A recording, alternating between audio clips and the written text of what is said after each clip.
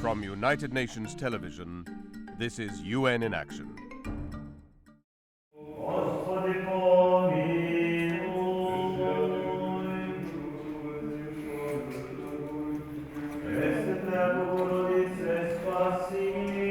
Vevčani. This mountain village in the western region of the former Yugoslav Republic of Macedonia dates back to the 7th century. Emilia Popesca, who has lived here all her life, has watched its population dwindle to 2,500 today, barely more than half of what it was.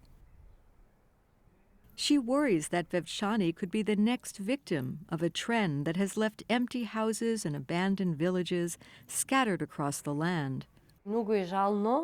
It would be sad if the natural tragedy that has happened to many other Macedonian villages happens to Vevčani as well.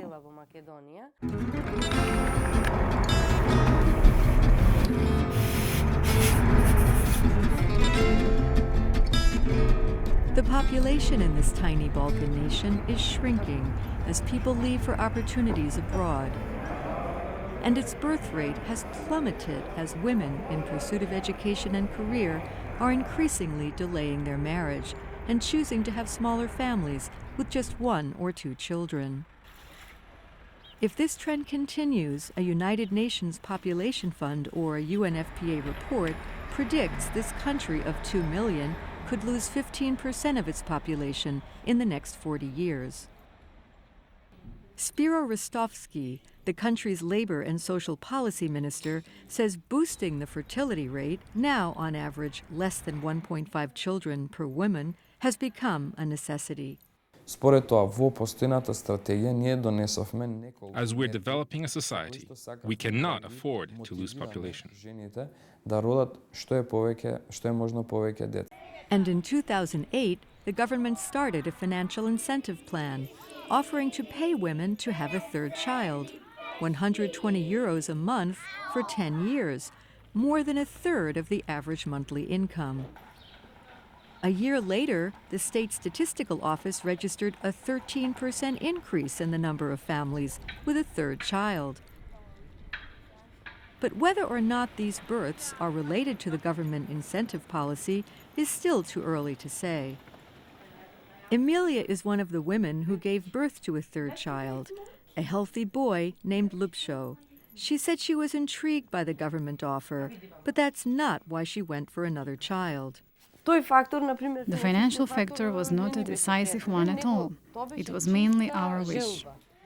After having 2 daughters, she and her husband Vlado wanted to have a boy, following a centuries-old tradition that regards man as the head of the household. We want to ensure that the family line continues, and this is why the male child is so important. Deciding family size is a complex issue involving more than just financial factors, says Tatiana Sikoska, former UNFPA's country program coordinator. If we look at the story of Emilia, we would see that the persistence of the tradition, the culture, which is more prevalent in rural settlements, is a strong pushing factor for a woman to decide to go for 2, 3, 4 or more children. It would be bad and sad to forget and see our heritage erased and destroyed. How can I contribute? I can only give birth to a child. But when the child grows up, he has to find a job and establish a family.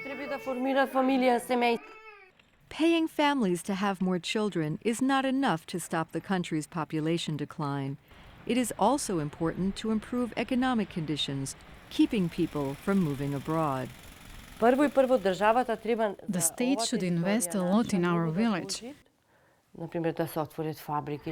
To open up factories, regional offices and institutions so the population can stay here.